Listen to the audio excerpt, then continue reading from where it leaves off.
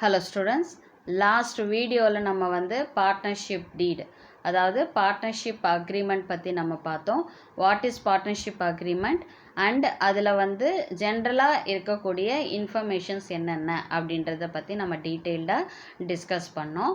இன்றைக்கி நம்ம பார்க்க போகிறது வந்து பார்த்திங்கன்னா registration of a partnership firm. அதாவது ஒரு பார்ட்னர்ஷிப் ஃபார்மை நம்ம வந்து எப்படி பதிவு பண்ணணும், அதாவது சட்டப்பூர்வமாக அந்த பிஸ்னஸை நான் பண்ணணும் அப்படின்ற பட்சத்தில் நான் எப்படி வந்து நான் ரெஜிஸ்ட்ரேஷன் பண்ணணும் அப்படின்றத பற்றி தான் நம்ம வந்து இந்த வீடியோவில் பார்க்க போகிறோம். இது வரைக்கும் நம்ம சேனலை சப்ஸ்கிரைப் பண்ணாதவங்க ப்ளீஸ் சப்ஸ்கிரைப் பண்ணுங்கள். பெல் ஐக்கானை கிளிக் பண்ணிவிட்டு ஆல் பட்டன் கிளிக் பண்ணிங்கன்னா நான் போடுற வீடியோஸோட நோட்டிஃபிகேஷன் உங்களுக்கு இமீடியட்டாக வரும். டிஸ்கிரிப்ஷன் பாக்ஸில் ப்ரீவியஸ் வீடியோஸினுடைய லிங்க் கொடுத்துருக்கேன், அதை கிளிக் பண்ணி பார்க்கும்போது இந்த சாப்டர் உங்களுக்கு தெளிவாக புரியும். ஓகே, ரெஜிஸ்ட்ரேஷன் ஜென்ரலைஸ்டாக உங்களுக்கு ரெஜிஸ்ட்ரேஷன்னா என்ன அப்படின்ட்டுனா பதிவுபடுத்துவது. ஓகேவா, இப்போ வந்து நான் வந்து ஒரு வீடு வாங்குகிறேன், இல்லை ஒரு இடம் வாங்குகிறேன், ஓகேவா, ஒரு லேண்டு வாங்குகிறேன் அப்படின்னா அப்போ நான் என்ன பண்ணோம், அது வேற ஒருத்தர் பேரில் இருக்கக்கூடிய ஒரு லேண்டோ வீடாவோ இருக்கும் இல்லையா. அதை நான் என்ன பண்ணுறேன், நான் வாங்கணும்னு நினைக்கிறேன். அப்போ நான் என்ன பண்ணுவேன், என் பேருக்கு அந்த வீட்டையோ இல்லை வந்து அந்த லேண்டையோ என் பேருக்கு நான் மாற்றணும் அப்படின்னா நான் வந்து சட்டப்பூர்வமாக அதை மாற்றினாதான், அதாவது லீகலாக நான் அதை மாற்றினாதான் அது என்னுடைய உரிமையாகும். வேறு யாரும் வந்து அதை உரிமை கோர முடியாது. ஓகேவா, யாரும் வந்து அதுக்கு இது என்னோட இடம் அப்படின்னு வந்து யாரும் வந்து என்னை வந்து கேள்வி கேட்க முடியாது. ஸோ அந்த ரெஜிஸ்ட்ரேஷன், அந்த இடத்தை நான் என்னுடைய பெயருக்கு, அந்த வீட்டை நான் என்னுடைய பெயருக்கு நான் என்ன பண்ணிக்கிறேன், ரெஜிஸ்ட்ரேஷன் பண்ணிக்கிறேன். அப்போது என்னுடைய வீட்டையோ என்னுடைய நிலத்தையோ வேறு யாரும் என்கிட்டருந்து வாங்க முடியாது, பறிக்க முடியாது. ஓகேவா, இதுதான் வந்து ரெஜிஸ்ட்ரேஷன் அப்படின்றது. இந்த ரெஜிஸ்ட்ரேஷன் வந்து வெறும் வீட்டுக்கோ லேண்டுக்கோ மட்டும் கிடையாது, ஒவ்வொரு பிஸ்னஸுக்கும் வந்து பார்த்திங்கன்னா இது வந்து அப்ளிகபிள் ஆகும். ஓகேவா, எந்த ஒரு பிஸ்னஸ் பண்ணாலும் அதை நம்ம ப்ராப்பராக லீகலாக நம்ம ரெஜிஸ்டர் பண்ணோம் அப்படின்னா அந்த பிஸ்னஸ்னால் வரக்கூடிய லாபத்தை வந்து வேறு யாருக்கும் நம்ம வந்து ஷேர் பண்ண வேண்டிய அவசியமும் இருக்காது. வேறு யாரும் நம்மளுடைய உரிமையை வந்து நம்மக்கிட்டேருந்து பறிக்கவும் முடியாது. இது என்னோட பிஸ்னஸ், நான் இவங்களுக்கு காசு கொடுத்தேன், அப்போ இது என்னோட பிஸ்னஸ் அப்படின்னு எதுவுமே பண்ண முடியாது. So registration of business, legal அப்படின்றது வந்து ரொம்ப ரொம்ப முக்கியம். ஸோ ரெஜிஸ்ட்ரேஷன் பார்ட்னர்ஷிப் ஃபார்மை பொறுத்த வரைக்கும் நம்ம எப்படி வந்து ரெஜிஸ்டர் பண்ண போகிறோம், அதில் என்னென்னலாம் ஃபார்மாலிட்டிஸ் இருக்குது அப்படின்றத தான் நம்ம இந்த வீடியோவில் பார்க்க போகிறோம். Registration of a partnership firm means entering of the firm's name along with the relevant prescribed particulars in the register of firms kept with the register of firms. அதாவது இப்போ நிறுவனங்களை வந்து பதிவு செய்கிறது அப்படின்றது விஷயம் இருக்குது. ஓகேவா, ஸோ அந்த ரெஜிஸ்டர் ஆஃப் ஃபார்ம்ஸ் வந்து பார்த்திங்கன்னா இப்போ ஒரு பார்ட்னர்ஷிப் ஃபார்மை வந்து நான் ரெஜிஸ்டர் பண்ணணும் அப்படின்னா என்னுடைய பிஸ்னஸ்னுடைய, என்னுடைய கம்பெனியினுடைய பேர் என்ன, ஓகேவா, அதுக்கு ரிலேட்டடான இன்ஃபர்மேஷன்ஸ், அதாவது நான் என்ன மாதிரியான பிஸ்னஸ் பண்ணிகிட்ருக்கேன், எந்த இடத்துல என் பிஸ்னஸ் வந்து லொக்கேட் ஆகிருக்கு அப்படின்ற எல்லா இன்ஃபர்மேஷன்ஸ், யாரெல்லாம் பார்ட்னர்ஸாக இருக்காங்க, அந்த பிஸ்னஸுடைய பேர், பிஸ்னஸ் நடக்கக்கூடிய அட்ரஸ், இது எல்லாமே வந்து பார்த்திங்கன்னா அந்த இன்ஃபர்மேஷன்ஸ் எல்லாத்தையுமே வந்து நம்ம வந்து கொடுக்கணும். இதை வைத்து தான் வந்து என்ன பண்ணுவாங்க, ரெஜிஸ்டர் ஆஃபீஸில் அந்த பிஸ்னஸை ரெஜிஸ்டர் பண்ணுவாங்க. It provides a conclusive proof of the existence of a partnership firm. இந்த பார்ட்னர்ஷிப் ஃபார்ம் வந்து பிஸ்னஸ் பண்ணிவிட்டு அவங்க பிஸ்னஸை நடத்திட்டு இருக்காங்க அப்படின்றதுக்கு ஒரு முடிவான, ஓகேவா, ஒரு ப்ரூஃபாக வந்து இந்த ரெஜிஸ்ட்ரேஷன் அப்படின்றது வந்து இருக்கும். அந்த பிஸ்னஸை நம்ம ரெஜிஸ்டர் பண்ணிட்டோம் அப்படின்னா இந்த பிஸ்னஸ் வந்து நடைமுறையில் இருக்குது, பிஸ்னஸ் பண்ணிகிட்ருக்காங்க அப்படின்றதுக்கு ஒரு ப்ரூஃபாக, ஒரு சான்றிதழாக வந்து இந்த ரெஜிஸ்ட்ரேஷன் வந்து இருக்கும். It is optional for a partnership firm to get registered. Already நமக்கு தெரியும் பார்ட்னர்ஷிப் ஃபார்மை வந்து ரெஜிஸ்டர் பண்ணணும் அப்படின்ற அவசியம் கிடையாது, அது வந்து ஒரு ஆப்ஷனல் தான். ரெஜிஸ்டர் பண்ணிக்கலாம், பண்ணாமையும் இருக்கலாம். In case a firm does not registered it is deprived of many benefits. Suppose இந்த பார்ட்னர்ஷிப் ஃபார்ம் வந்து ரெஜிஸ்டர் பண்ணப்படலை அப்படின்ற பட்சத்தில் பார்த்தீங்கன்னா அதனால் அந்த பார்ட்னர்ஷிப் ஃபார்முக்கு கிடைக்கக்கூடிய நிறைய பெனிஃபிட்ஸ் வந்து கிடைக்காமையே போயிடும்.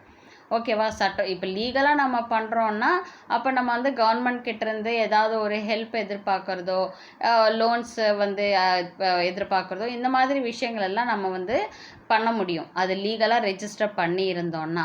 இன்கேஸ் நம்ம பண்ணாமல் லீகலாக ரெஜிஸ்டர் பண்ணல அப்படின்ற பட்சத்தில் நிறைய பெனிஃபிட்ஸ் வந்து அவங்களுக்கு கிடைக்காம போகிறதுக்கான வாய்ப்புகள் வந்து அதிகம் இருக்குது. The consequences of non registration of a firm are as follows. In case நான் என்னுடைய பார்ட்னர்ஷிப் ஃபார்மை ரெஜிஸ்டர் பண்ணலை, ஓகேவா, நான் ரெஜிஸ்டர் பண்ணலைன்னா என்ன மாதிரியான விளைவுகள் எல்லாத்தையும் நான் வந்து சந்திக்க வேண்டியிருக்கும் அப்படின்னு பார்த்தீங்கன்னா, first point, a partner of an unregistered firm cannot file a suit against the firm or other partners. suit அப்படின்னா கேஸ் போடுறது, ஓகேவா. இப்போது 2 or more persons வந்து நம்ம என்ன சொல்கிறோம், ஒரு பார்ட்னர்ஷிப் ஃபார்மில் பிஸ்னஸ் பண்ணுறதுக்கு ஒத்துக்குவாங்க இல்லையா. அந்த 2 or more partners அப்படின்னு பார்த்தீங்கன்னா அவங்களுடைய கம்பெனியை ரெஜிஸ்டர் பண்ணலை அப்படின்ற பட்சத்தில் அவங்க என்ன பண்ண முடியாது, அந்த ஃபேமுக்கு எதிராகவோ அதாவது அந்த பிஸ்னஸுக்கு எதிராகவோ இல்லை அவங்களுடைய மற்ற பார்ட்னர்ஸ் மேலேயோ இவங்க வந்து கேஸ் போட முடியாது.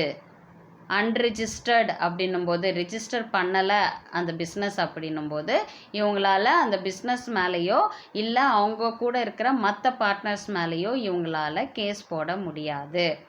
ஓகே, கேஸ் ஏன் போடணும் அப்படின்னா இன்கேஸ் அவங்க வந்து இந்த பார்ட்னரை ஏமாற்றி இருக்கலாம். ஸோ என்னை ஏமாற்றிட்டாங்க அப்படின்ட்டு இவர் என்ன பண்ண முடியும், கேஸ் போட முடியும். ஆனால் ரிஜிஸ்டர் பண்ணாத பட்சத்தில் கேஸ் போட முடியாது. அடுத்தது, the firm cannot file a suit against third parties. இப்போ வந்து ஒரு 3வது பர்சன், ஓகேவா, பிஸ்னஸ்லேருந்து தள்ளி இருக்கிற ஒரு தேர்ட் பர்சன், ஓகேவா, நம்ம பிஸ்னஸோட டீலிங் வச்சுருக்கிற ஒரு பர்சன் வந்து உங்களை வந்து ஏமாத்திடுறாங்க அப்படின்னும் பொழுது அப்போவும் என்ன பண்ண முடியாது, நம்மளால் அந்த தேர்ட் பர்சன் மேலே கேஸ் போட முடியாது. Because it is a unregistered partnership firm, ஓகேவா. அடுத்தது, the firm cannot file a case against the partners. Partners மேலேயே நீங்கள் வந்து என்ன பண்ண முடியாது, கேஸை வந்து போட முடியாது. In view of these consequences, it is therefore advisable to get the firm registered. So இந்த மாதிரி எதையுமே நம்ம சட்டப்பூர்வமாக நம்ம வந்து நம்மளுடைய பிரச்சனைகளை நெருங்க முடியாது அப்படின்ற ஒரு பிரச்சனை அப்படின்ற ஒரு ப்ராப்ளம் வரும்போது நம்ம என்ன பண்ணுவோம், நம்ம இந்த பிஸ்னஸை ரெஜிஸ்டர் பண்ணுறது தான் பெட்டர் அப்படின்றதுன்றது நமக்கு தோணும் இல்லையா. இந்த விளைவுகளுக்காக தான் என்ன பண்ணுறாங்க, பார்ட்னர்ஷிப் ஃபார்மை வந்து ரெஜிஸ்டர் பண்ணுறது பெட்டர் அப்படின்னு சொல்கிறாங்க. According to the India partnership act 1932, the partners may get the firm registered with the register of firms of the state in which the firm is situated. So இந்தியாவுடைய partnership act சட்டத்தின்படி 1932 பார்ட்னர்ஷிப்காக ஒரு சட்டம் போடப்பட்டது. அந்த சட்டத்தின்படி வந்து பார்த்திங்கன்னா எந்த பார்ட்னர்ஷிப் ஃபர்ம் வந்து அவங்க பிஸ்னஸை தொடங்குறாங்களோ அவங்க வந்து ஸ்டேட், அதாவது இந்தியாவில் எந்த ஸ்டேட்டில் வந்து அவங்க பிஸ்னஸை வந்து அவங்க ஸ்டார்ட் பண்ணுறாங்களோ அவங்க அந்த ஸ்டேட்லேயே அவங்களுடைய பிஸ்னஸை ரெஜிஸ்டர் பண்ணணும் அப்படின்னு சொல்லப்பட்டிருக்கு. The registration can be at the time of formation or at any time during its existence. இந்த ரெஜிஸ்ட்ரேஷன் பண்ணுறது, பிஸ்னஸை ரெஜிஸ்ட்ரேஷன் பண்ணுறது அப்படின்றது வந்து சப்போஸ் இப்போ வந்து பிஸ்னஸ் ஸ்டார்ட் பண்ணிட்டாங்க, ரன் ஆகிட்டுருக்கு, ஆனால் இது வரைக்கும் ரெஜிஸ்டர் பண்ணலை அப்படின்னாலும் பரவாயில்ல, இல்லை இனிமே தான் வந்து பிஸ்னஸையே அவங்க வந்து ஸ்டார்ட் பண்ண போகிறாங்க அப்படின்னாலும் பரவாயில்ல. இந்த 2 சிச்சுவேஷன்லேயும் வந்து பார்த்திங்கன்னா அவங்க என்ன பண்ணலாம், ரெஜிஸ்ட்ரேஷன் பண்ணலாம், பிஸ்னஸை ரெஜிஸ்டர் பண்ணலாம். புதுசாக ஸ்டார்ட் பண்ண போகிறேன்னா ரெஜிஸ்டர் பண்ணலாம். இன்கேஸ் ரெஜிஸ்டர் பண்ணாமல் பிஸ்னஸை வந்து 1 or 2 years ரன் பண்ணிக்கிட்டே இருக்காங்க அப்படின்னும் போதும் அப்புறமும் கூட அவங்க என்ன பண்ணலாம், அந்த பிஸ்னஸை ரெஜிஸ்டர் பண்ணலாம். The procedure for getting a firm registered is as follows. இப்போ ஒரு பிஸ்னஸ் பார்ட்னர்ஷிப் ஃபார்மை நான் ரெஜிஸ்டர் பண்ண போகிறேன். அதுக்கு என்னென்னலாம் ப்ரொசீஜர்ஸ் இருக்குது. சப்மிஷன் ஆஃப் அப்ளிகேஷன் இந்த prescribed form to the register of firms. So நம்ம வந்து என்னுடைய பிஸ்னஸை வந்து நான் ரெஜிஸ்டர் பண்ண போகிறேன் அப்படின்னா நான் என்ன பண்ணுவேன், ரெஜிஸ்டர் ஆஃபீஸில் போய் அதற்கான அப்ளிகேஷன் ஃபார்மை வாங்கி நான் என்ன பண்ணுவேன், ஃபில்அப் பண்ணுவேன். ஃபில்அப் பண்ணி நான் ரெஜிஸ்டர் ஆஃபீஸில் சப்மிட் பண்ணுவேன். the application should contain the following particulars.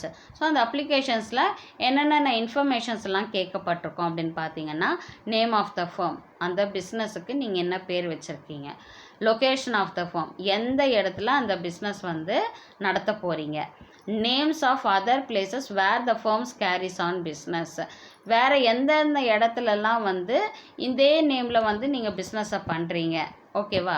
So அதுவும் மென்ஷன் பண்ணப்பட்டிருக்கணும். The date when each partner joined the firm.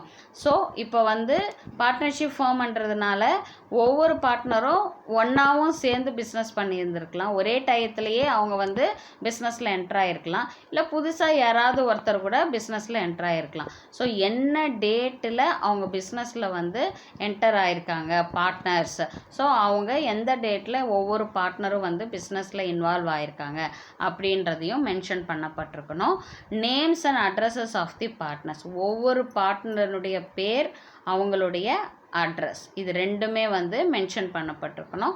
Duration of partnership, ஒரு ஷார்ட் பீரியட், ஒரு 6 months 1 year, இல்லை வந்து லைஃப் டைம் வந்து அந்த பிஸ்னஸை பண்ண போகிறீங்களா, அது அப்படின்ற அந்த டைம் டியூரேஷனையும் அவங்க வந்து என்ன பண்ணியிருக்கணும், மென்ஷன் பண்ணப்பட்டிருக்கணும். ஸோ இந்த மாதிரி எல்லா டீட்டெயில்ஸையும் கேட்டு தான் வந்து அந்த ரெஜிஸ்ட்ரேஷன் ஃபார்ம் வந்து இருக்கும், அதை நம்ம வந்து ஃபில்அப் பண்ணி சப்மிட் பண்ணணும். This application should be signed by all the partners. So எல்லா பார்ட்னர்ஸுமே வந்து அந்த ரெஜிஸ்ட்ரேஷன் ஃபார்மில், அப்ளிகேஷன் ஃபார்மில் வந்து அவங்க எல்லா பார்ட்னருமே சைன் பண்ணியிருக்கணும். Deposit of required fee with register of firms. இப்போ என்னோடய பிஸ்னஸை நான் ரெஜிஸ்டர் பண்ணுறேன்னா அதற்கான ரெஜிஸ்ட்ரேஷன் ஃபீஸுன்னு இருக்கும். இப்போ நான் வீடு வந்து நான் வாங்குகிறேன் அப்படின்னா அதுக்கான ரெஜிஸ்ட்ரேஷன் ஃபீஸை நான் கட்டிட்டு தான் வீடை வந்து நான் வந்து என் பேருக்கு மாற்றிக்குவேன். அதே மாதிரி என் பிஸ்னஸை நான் ரெஜிஸ்டர் பண்ணிவிட்டு நான் என்ன பண்ணேன், கவர்மெண்ட்டுக்கு ஒரு ஃபீஸ் ரெஜிஸ்ட்ரேஷன் ஃபீஸுன்னு பே பண்ணணும். ஸோ அந்த ஃபீஸை வந்து நான் கரெக்டாக பே பண்ணணும்.